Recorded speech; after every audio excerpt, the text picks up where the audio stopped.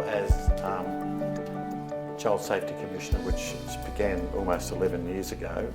It was called then the Child Safety Commissioner, and it was a role that I was pleased to take on, and it concentrated the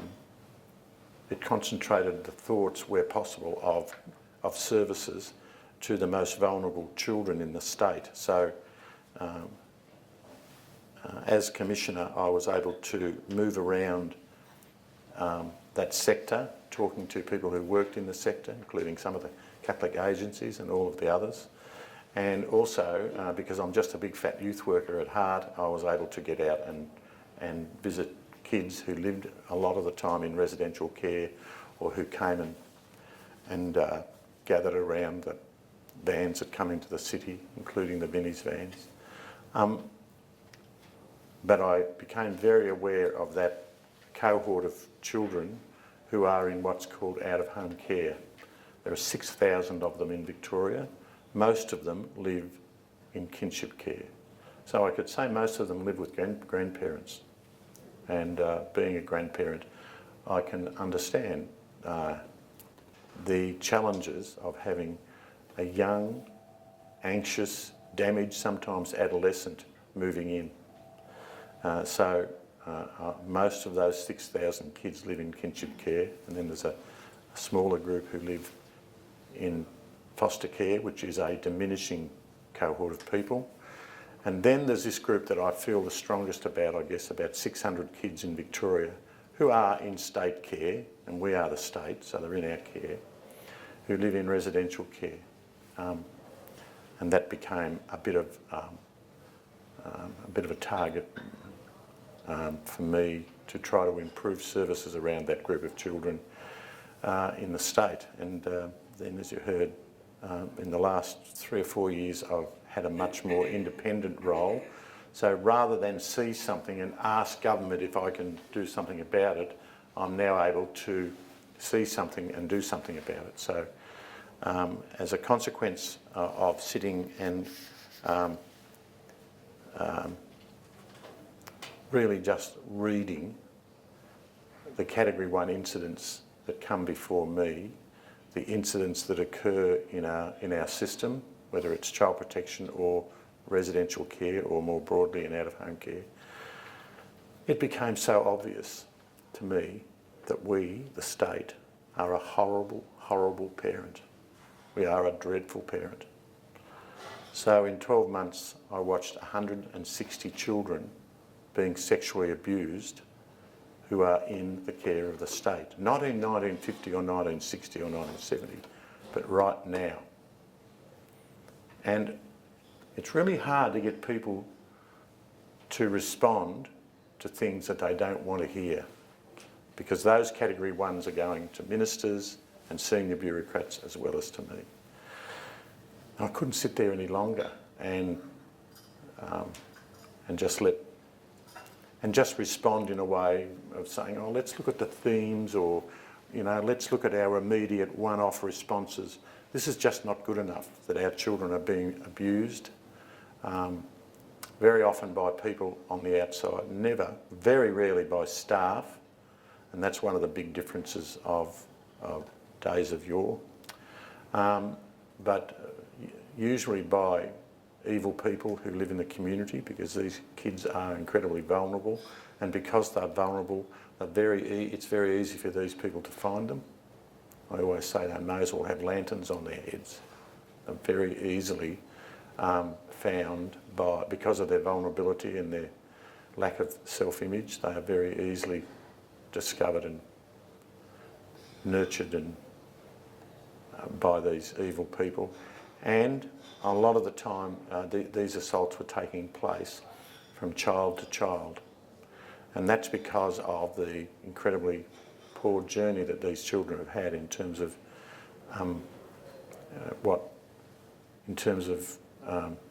the models that they've had in their lives. Now, I don't want to sit you here and disgust you and talk about all these horrible things, but that's the facts of it. That's what I was sitting looking at every morning.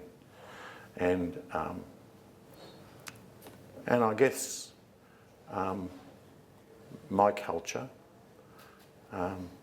really prevented me from just playing the bureaucrat's game and let it go through to the keeper.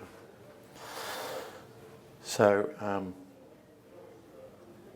I felt that, you know, I've always felt that these children lack rights. I've just been up to Heidelberg Town Hall, where I used to go dancing years ago, or used to go not dancing, mostly standing there looking at girls.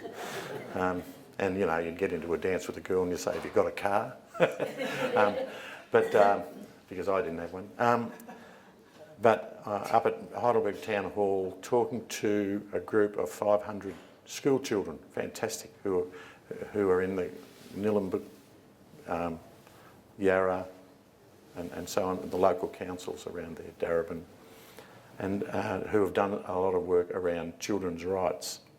And once again, I think that if we don't talk about children's rights as a reality, it can once again just be words, because it's pretty hard for kids who live reasonably comfortably to understand what rights are, because rights revolve, as I said to them, around their safety and their health and their happiness, around the fact that they have access to education, that they are culturally nourished, that they have good connection with family, and that they have choice, and that they are heard.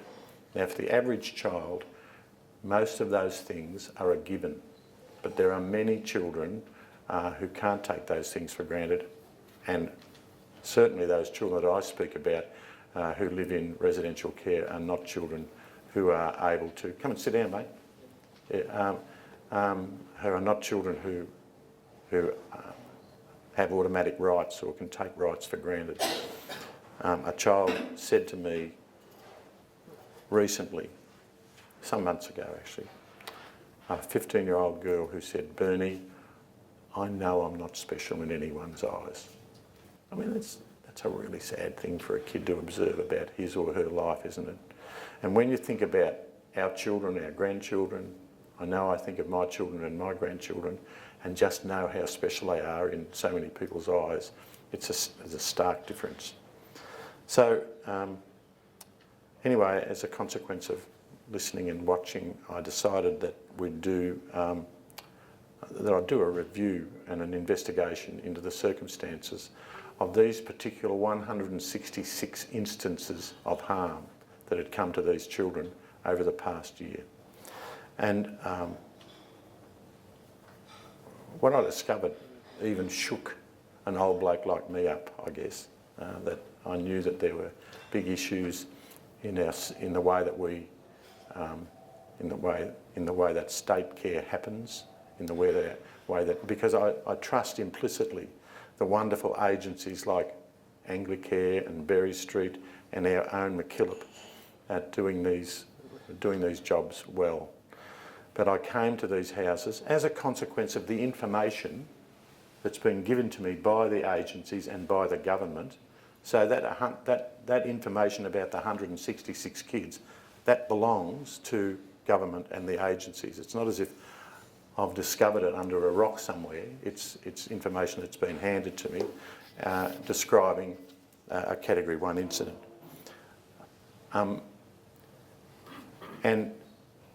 What I discovered basically was that of the 600 children who live in residential care, many have no rights. I discovered a system that is flawed, deeply flawed. Any system that says you are the most marginal of children, you are the most unwanted child, we can't get you living with your parents, living with kin, living in foster care, the best we can do for you is residential care. Now, residential care always reminds me of a funnel. That kids are thrown into the funnel and they land on the floor of these residential care houses, 4 and 5 at a time, each with different dramatically abused journeys. And now they're living with each other in the knowledge that their journey is not going to be really attended to, that that the trauma that they've experienced now has to be shared with these other children who are angry and abused. And I don't want to sound too dramatic, but there's no other way of describing what these children's journeys are like. They are little boys and girls who have been abused, neglected, and have no rights. And the best we can do for them is put them together.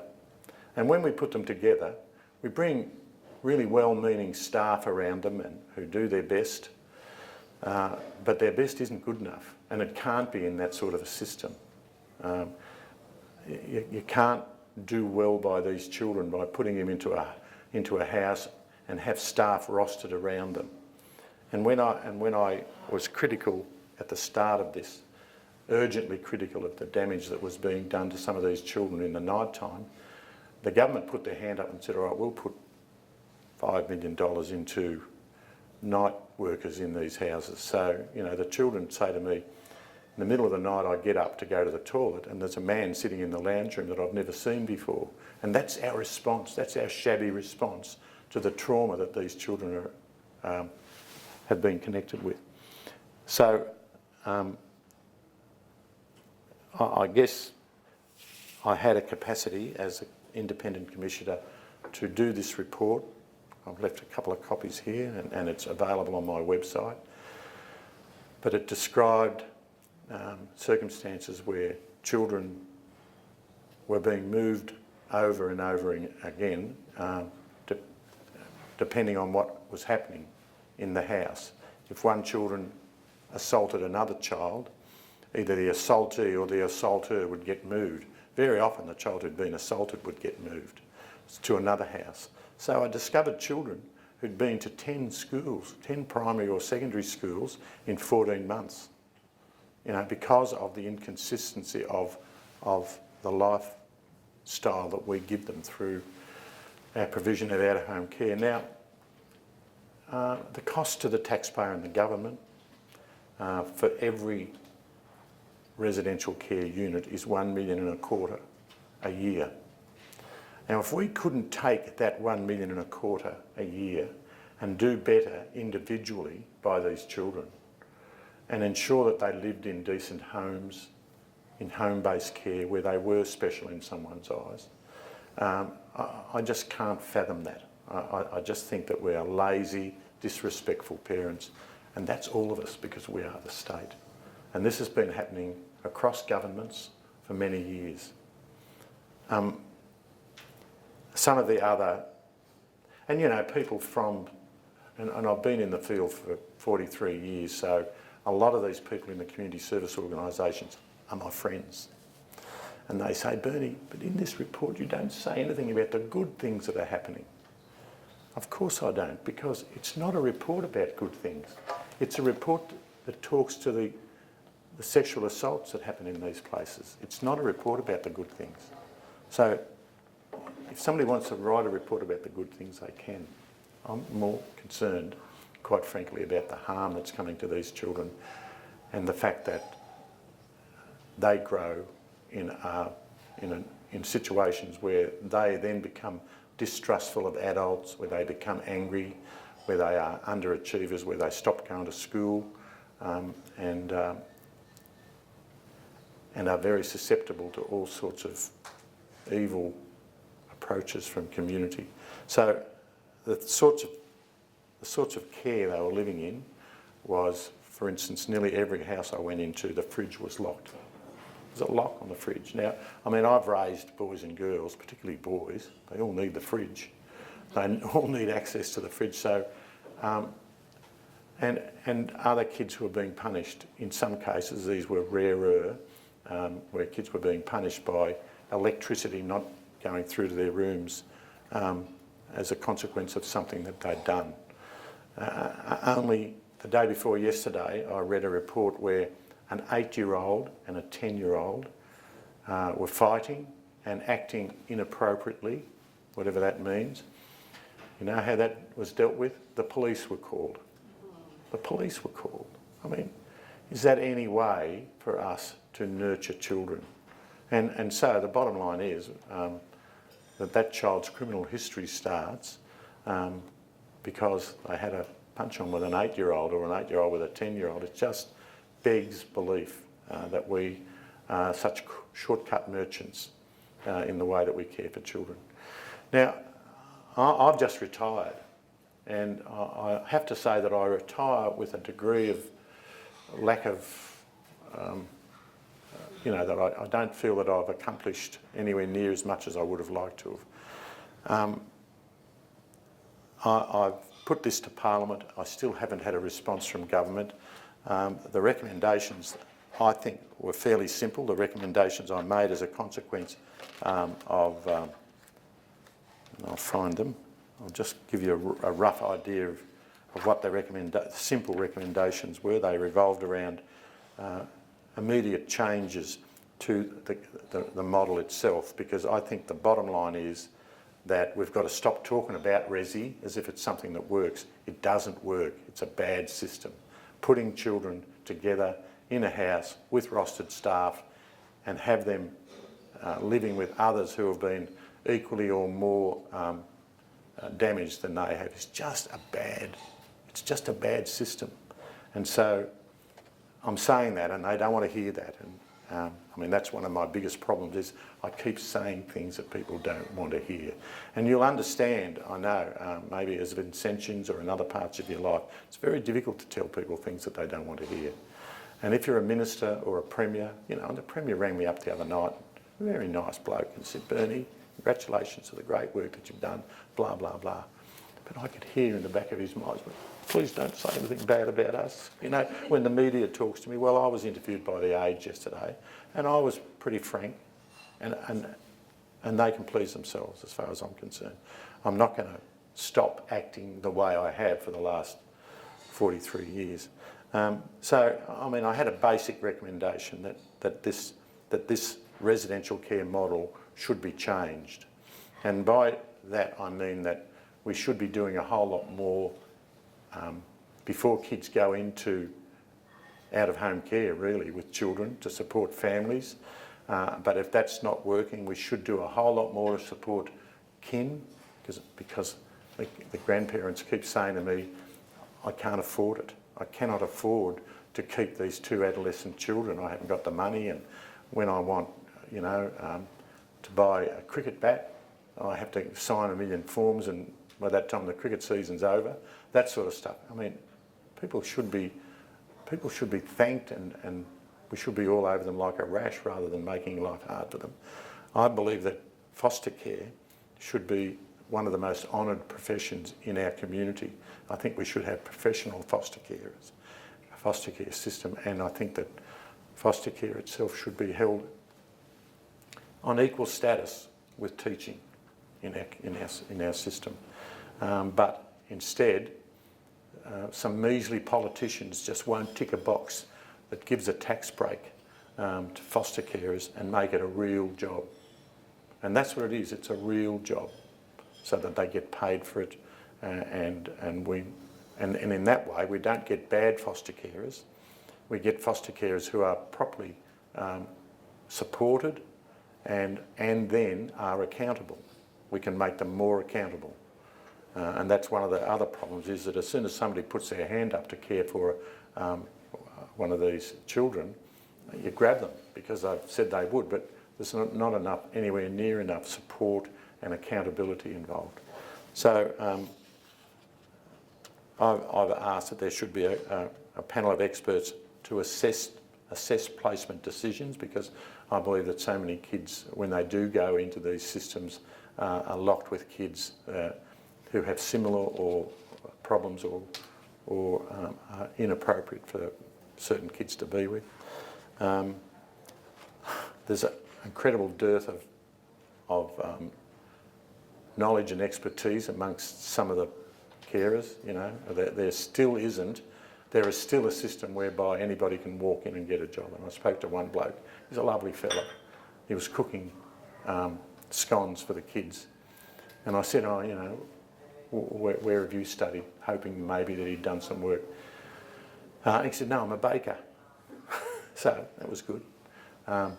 That's That's what he was good at. He was making scones, but it didn't mean that he had any expertise working with these really bedraggled kids.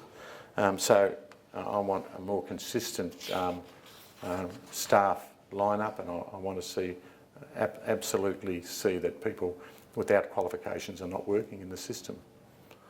We see it in our aged care, don't we? We see so many people in our aged care facility without qualifications, doing their best, but without qualifications. And our children and our aged, you know, deserve the very best, and we're not giving it to them. And in fact, we are giving them the worst. And as I said in the article in The Age today, I'm so sick of John Fane talking about roads and bridges and buildings and where the buildings cast their shadow. I can tell you that the biggest shadow that's being cast at the moment by the energy of government and bureaucracy, and to a degree the response of community, the biggest shadow is being cast over the way we care for our most vulnerable children. So other recommendations revolve listening to the voice of the child, because very often the child is the last person heard. I had a great response from a group of kids this morning that I spoke to about rights when I got up and said, I'm really pleased to be here to talk about rights, and I can tell you now I'll only be talking for a short period of time. 500 kids cheered. That was the best response I got. So I won't go on too long, if you're wondering. But we also need to be ensuring that young people, as they move out of care, move into something that's decent, because so many of our kids, some of our kids even move into the homelessness sector, but very often we're not ensuring that their exit plans should start from the day they arrive, but that doesn't happen. I know that sounds a bit simplistic. We need to improve our data around these kids. I mean, we know who they are and we know where they live, but it seems to me that that all flies in the face of good sense when we're not delivering proper health care to them and when they're not going to school. What's the point of having that sort of data if we're not using it properly? Obviously, preventing sexual exploitation, and that's keeping the evil people away from our residential care system. Developing child-safe standards so that each organisation has standards that they need to adhere to. And they do have standards, but they don't adhere to them in a lot of cases. And I know some time ago when I first started, I developed, in concert with 100 children in residential care, a charter of rights for children who live in resi care. And I find it on the wall of nearly every residential care house that I go into, the same houses that I find the locks on the fridges. You know, so once again, St James, you know, don't bloody say it if you're not going to do it. So, they're fairly simple recommendations. But my main recommendation revolves around the fact that I think we should be expanding and enhancing the capacity of foster carers so that so many of these kids should have that opportunity to have someone special in their lives. And as I said, I partly because I'm an old bloke and I think it's time that, I mean, it is a fairly demanding role. You don't have too many weekends to yourself and a lot of evenings and so on.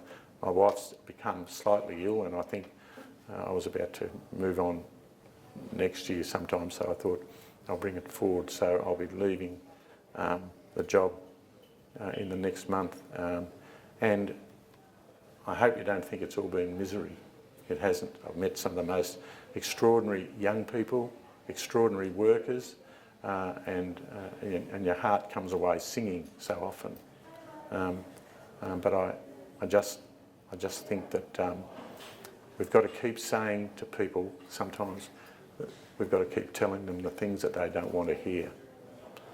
And having said that, I'll get off this stage. Thank you very much for the opportunity.